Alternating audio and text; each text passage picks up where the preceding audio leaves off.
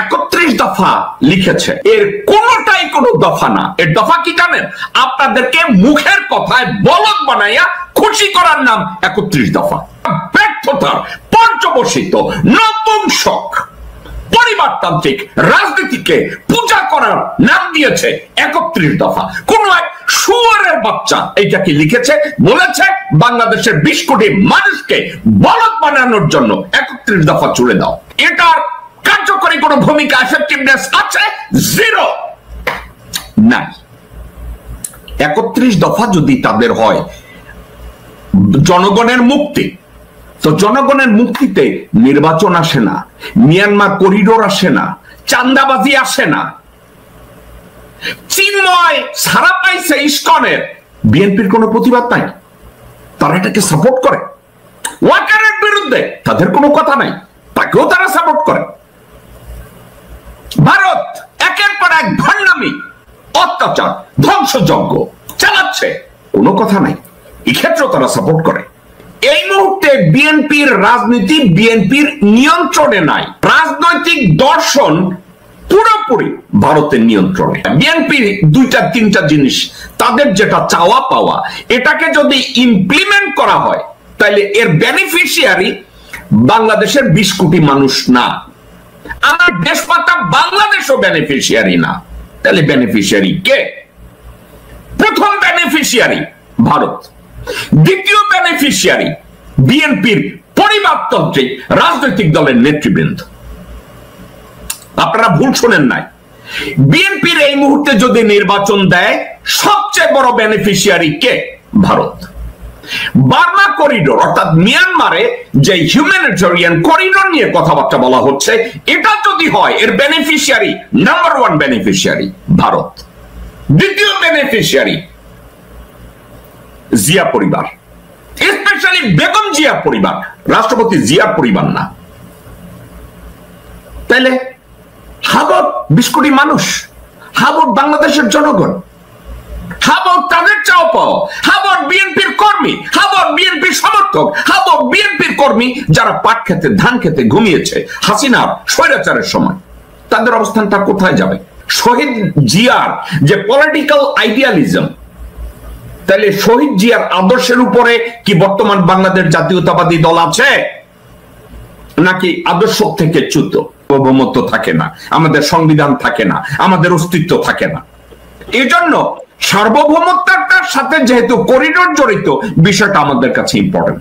দর্শকবৃন্দ, গত 17 বছরে, এই 17 বছরে শুধু আমি আওয়ামী লীগের কথা বলছি না, তার আগে মঈনুদ্দিন ফখরুদ্দিন, তার আগে বিএনপি ভারতকে বিভিন্ন ভাবে করিডোর দিয়েছে, ভারতকে বারবার বাংলাদেশের অভ্যন্তরে ব্যবসা করতে দিয়েছে, বাংলাদেশের অভ্যন্তরে তাদেরকে জায়গা দিয়েছে, এই করো ওই করো, তাদেরকে পানি দেয়, তাদেরকে গ্যাস দেয়, তাদেরকে পুরা দেশটা লিখে দেয়।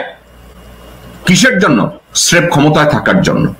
তারা আকাশ পথে করিডোর দিয়েছে, নৌপথে করিডোর দিয়েছে, স্থল ভাগে করিডোর দিয়েছে। বাংলাদেশের কোন রাজনৈতিক দল এটা নিয়ে টু শব্দ করে নাই। কেন করে নাই জানেন?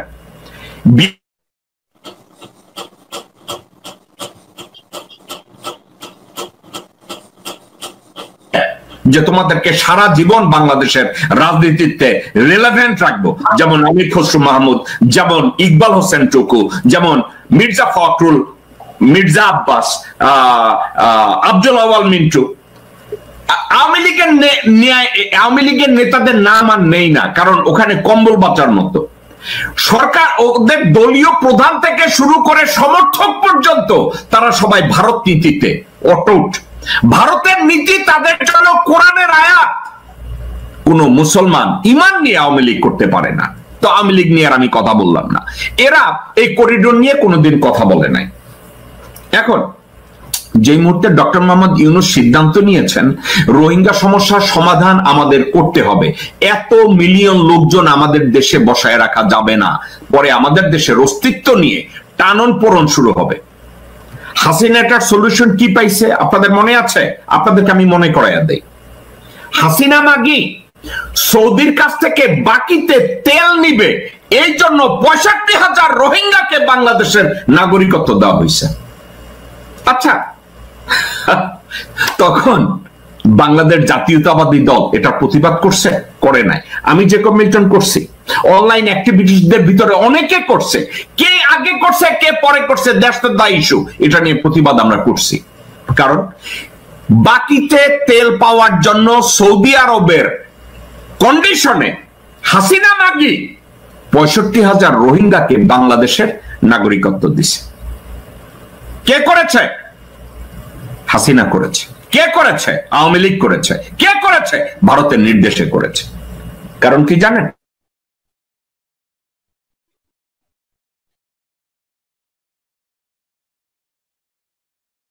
করেছে। আর কি করেছে? রোহিঙ্গাদেরকে বাংলাদেশ থেকে তাদের নিজেদের ভূমিতে ফেরত দেওয়ার জন্য না আওয়ামী লীগ, না বিএনপি, না জামাতে ইসলামী তাদের কোনো পরিকল্পনা নাই। এখন তাদের পরিকল্পনা নাই কেন জানেন? বিশ্ববাসী তাদের কারো কথাবার্তার দাম দেয় না, জাতিসংঘ তাদের কথার মূল্য দেয় না, আমেরিকা তাদের কথার মূল্য দেয় না, ইউরোপিয়ানরা তাদের কথার মূল্য দেয় না, তো তারা চায়না তাদের কথার মূল্য দেয় না এবং বিশ্বাসও করে না। এখন তাইলে বিএনপি এই রোহিঙ্গা সমস্যার সমাধান তারা করতে পারবে?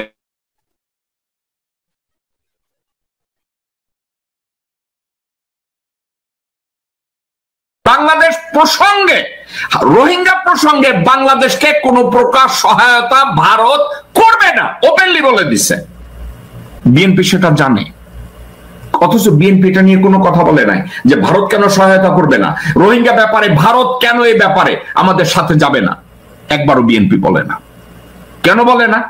বিএনপি, আমি বুঝি না, কোন একটা বউকে বয়ফ্রেন্ড ভালো শাড়ি কিনা দেয়, ভালো জায়গায় ঘুরাইতে নেয়, গাড়িতে উঠায় দেয়, নিজের স্বামীরে বাদ দিয়া বয়ফ্রেন্ডের দিকে যাবে।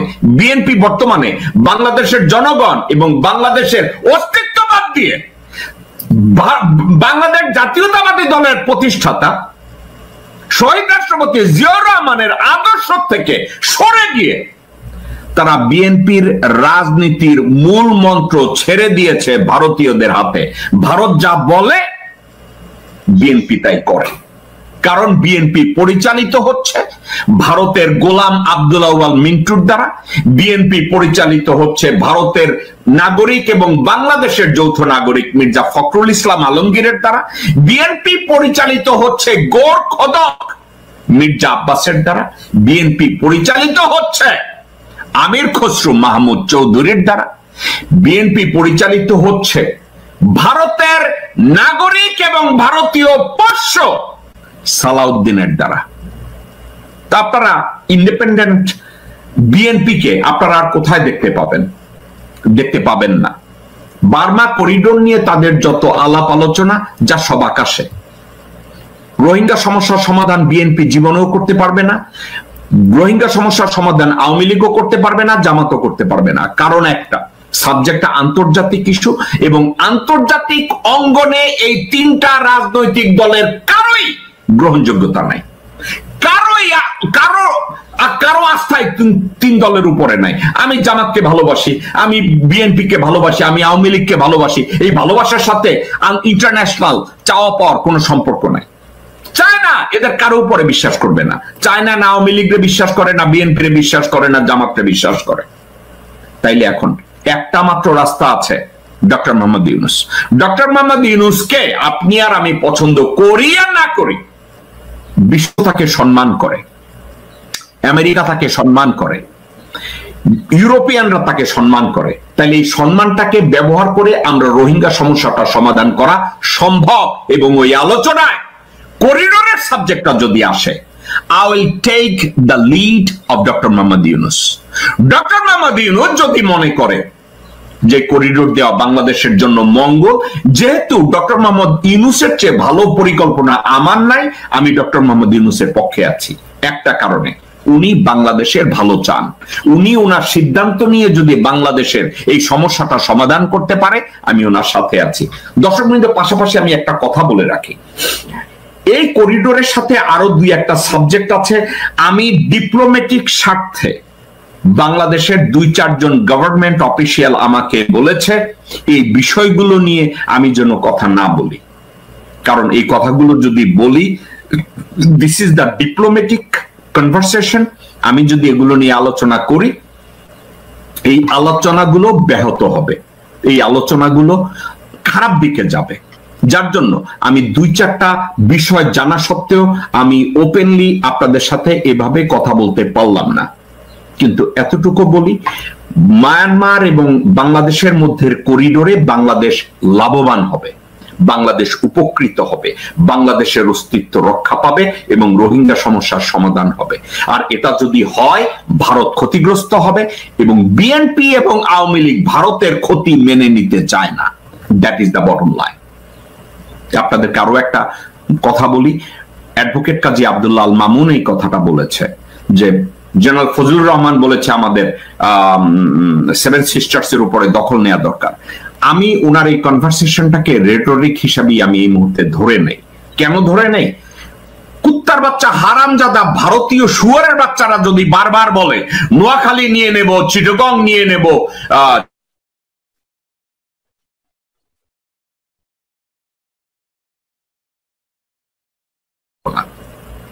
সর্বশেষ জেনারেল ওয়াকার, পলাশীর প্রান্তরে মির্জাফর ওয়াকারুজ্জামানের বাংলাদেশে কোনো ঠাঁই নাই, বাংলাদেশে তার কোনো গ্রহণযোগ্যতা নাই, আর্মিতেও তার কোনো গ্রহণযোগ্যতা নাই। শুধু বসে আছে ওখানে এবং চুপ্প বসে আছে বঙ্গভবনে এবং তাদেরকে ক্ষমতায় রাখছে বাংলাদেশ জাতীয়তাবাদী দল, তাদেরকে ক্ষমতায় রাখছে আওয়ামী লীগ। দর্শকবৃন্দ, এই বিষয়ের উপরে এটা শেষ। আর একটা কথার উপরে আমি ছোট্ট একটা কথা বলে আজকে শেষ করব। যেদিন হাসনাত আব্দুল্লাহ বলেছে যে ওয়াকার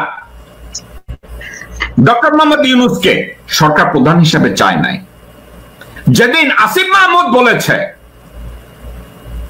জেনারেল ওয়াকার ডক্টর মোহাম্মদ ইউনূসকে সরকার প্রধান হিসেবে চায় নাই, আমি ওই দিন থেকে জানি যে হাসনাত আব্দুল্লাহ এবং আসিফ মাহমুদ ওদের জীবনের উপরে অনেক একটা হুমকি আছে। তাদেরকে মেরে ফেলার চেষ্টা করা হবে, তাদেরকে গায়েব করে দেওয়ার চেষ্টা করা হবে, তাদের বংশকে ধ্বংস করার চেষ্টা করা হবে। আজকের কথাটা কেন টানলাম?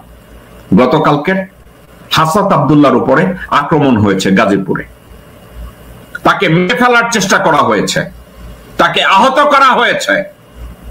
থ্যাংক আল্লাহ, আল্লাহ তাকে রক্ষা করেছে, আল্লাহ তাকে বাঁচিয়ে রেখেছে। আমি বাংলাদেশের প্রশাসন, স্পেশালি লেফটেন্যান্ট জেনারেল জাহাঙ্গীর এবং আসিফ নজরুল, আপনাদেরকে একটা কথা বলি। 1971 সালে 7 জন বীর শ্রেষ্ঠের কাছে বাংলাদেশ যেভাবে ঋণী, ঠিক সমানভাবে 2024-এর জুলাই বিপ্লবে বীর শ্রেষ্ঠ তাদের কাছে আমরা ঋণী। সেক্ষেত্রে হাসনাত আব্দুল্লাহ, নাহিদ, আসিফ মাহমুদ, আমি অন্য সবার নাম আমার মনে নেই, এদের কাছে আমরা কৃতজ্ঞ। এরা 22 শতাব্দীতে বাংলাদেশের জন্য বীরশ্রেষ্ঠ। এদের জীবনের উপরে যদি হুমকি দেয়া হয়, এভাবে প্রাণনাশের চেষ্টা করা হয়, আমরা জানি এর সাথে ডিজিএফআই জড়িত, এর সাথে আওয়ামী লীগ জড়িত, এর সাথে বিএনপির গুন্ডা পান্ডা জড়িত, এর সাথে ওয়াকারের ইন্ধন রয়েছে। হাসনাত আব্দুল্লাহকে আমি বলবো,